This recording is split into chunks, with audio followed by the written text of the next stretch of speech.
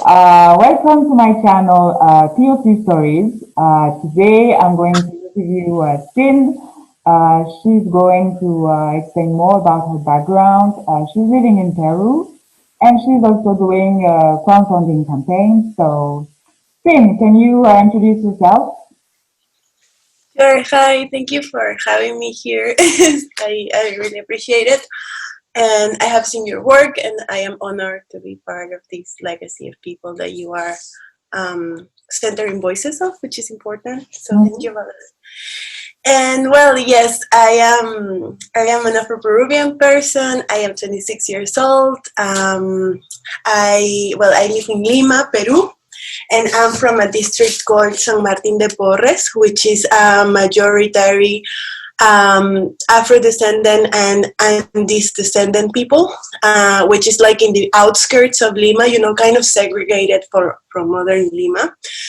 So you can see that it's a colonized territory, so we have a lot of those consequences to living with us. We have segregation, even if it's not like law stated, we have it, and all of those consequences. So education was a way that my grandmothers, my mothers saw as an opportunity to have a different life, and so that's why I'm a first generation student. My mom, she used to sell food, like lunches for people, in like tappers, and it was like for eating day to day. But then one day she got like one job at a factory, and she saved up for like 4 years. That she only kept that job for 4 years. Like this Black woman only had it for 4 years, and then she did so much. She bought herself a house. She paid for her daughter university.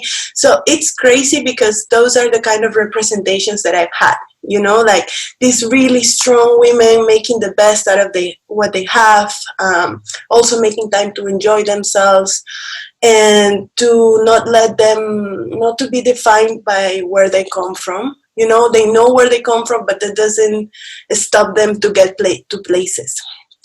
We all know it does, but I really love that sense of joy, Black joy, which is also necessary in order to heal, because that's what we're all trying to do. So I became an industrial engineering thanks to all of these women in my life. I come from a mixed family. My father is from the Amazons, so I identify as an Afro-Amazonian person.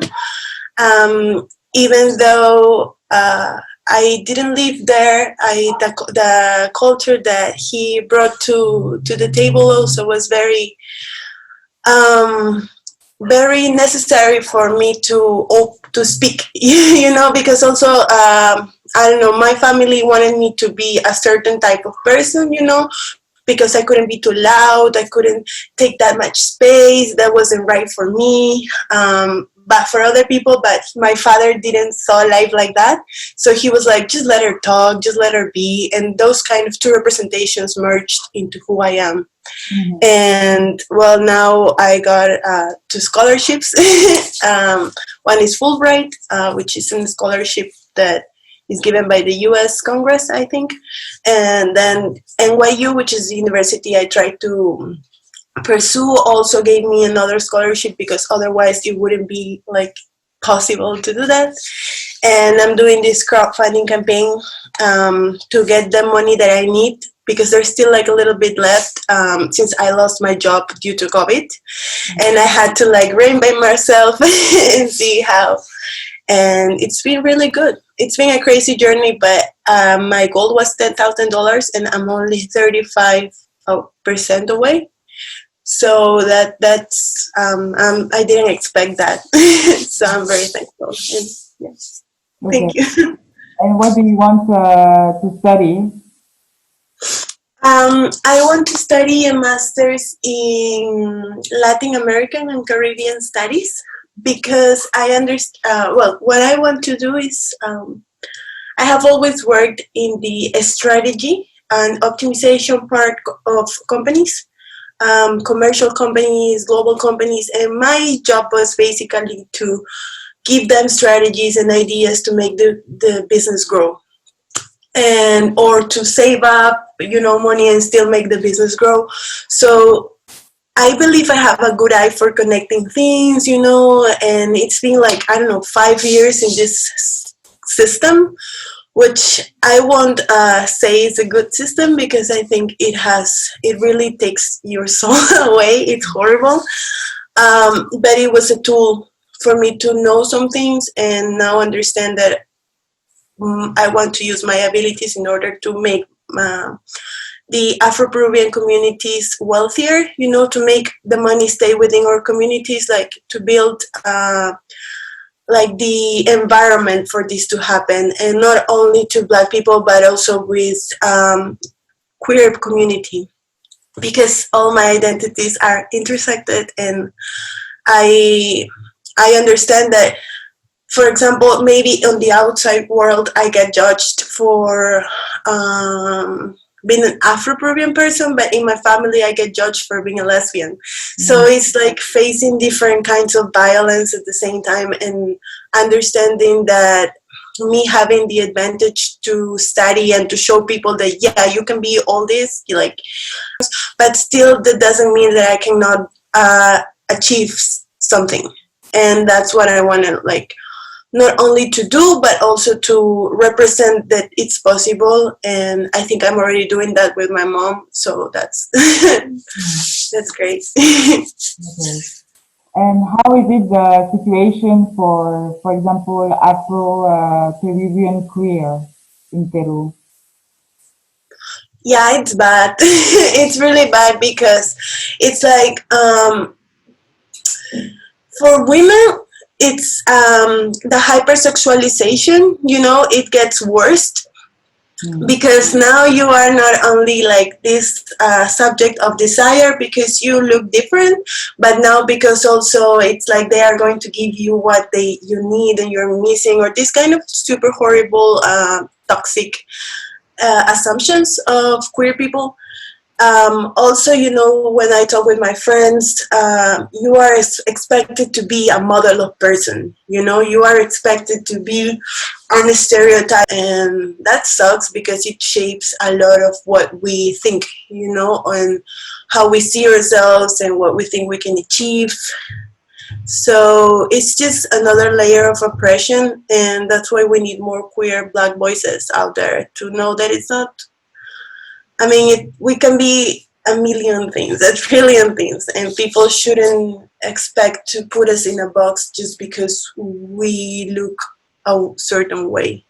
And it's horrible. I really hate it, because it's like these essentialisms, like trying to put label under label under label under label, has put us in a place where we are here to entertain people, and that's when we are most accepted. Or to, like, you only have two options. Either you are like this super loud, like, person that is not destined for greatness, in a way of speaking, and you can be this other person, that's like well-mannered, and has this, like, also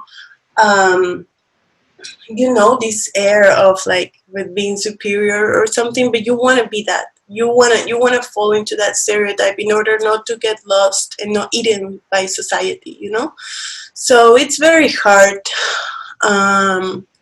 It's amazing how we're thriving through all of that, and how, still generation after generation, we're looking for each other. And on the parallel side, I have always been an activist. With the women's movement, with the queer movement, with the Black women's movement, because I don't know, I just couldn't not see that, not to do anything there. So I am basically an organizer, of events. I work with now with a collective, you can say, called Cabritas Resistiendo en Cuarentena. Cabritas is like queer people resisting on quarantine. What we do basically is we understand how hard that has hit us. Basically, the queer people is the first to go, or a lot of us work make money within cultural activities, arts, and those are the sectors that have been most affected by this virus. So these two friends called Sime and Sandra, they had the idea of just making a chat group with different of us, like the friends, and say, hey, like maybe we can like teach workshops and like to have a party, and we all like started co-creating, and this space came out, and with also a friend called Jana, we have done this event called Orgullo Negra, which is like Black Pride, but here Pride has like this masculine adjective way of saying it, so it's Orgullo with O, so we said it with A, like Orgulla, because it was like two powerful lesbian Black women leading this thing, and just it was great. It was like my grandmother went there, my mom, my godfather who is gay and he didn't have the chance to be like out there. So yeah, that's my like being behind and like orchestrating the thing I like. Also writing. I love writing and talking about my experiences there. Okay. What kind of project do you want to do after your master degree? I think I would like to work on this. I don't know if it's going to be a product or if it's going to be like an innovation lab or something, but that is aimed at financing queer POC in Peru, and help them with their projects. To make them, earn their own wellness, and recovering also other types of trading, like trading, like not using money always, Mm. and I don't know, just talking about or healing, because sometimes it's business and healing is like super different, and I think business is just a resource in order for us to survive. And can you tell why is it important to people to participate to your crowdfunding campaign? Yes.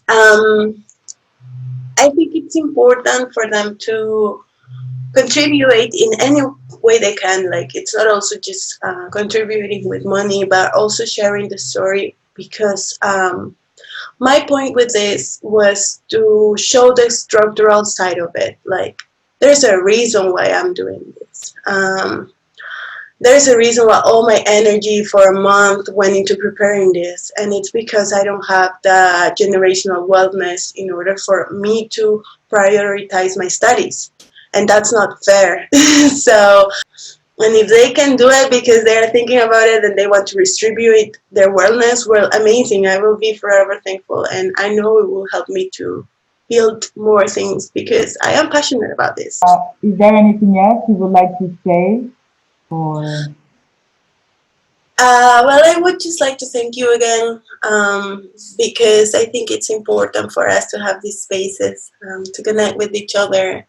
And I don't know, seeing your face makes me feel happy and makes me feel welcomed. And that's something that I cherish a lot.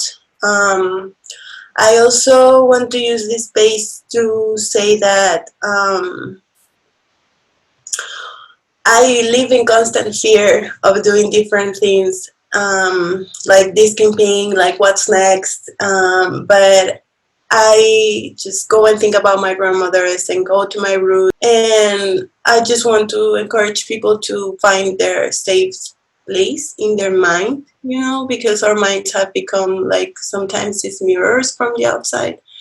And we are so, so valuable. I mean, just like we're getting there, and we just need to stick together. So I thank you so much for this space.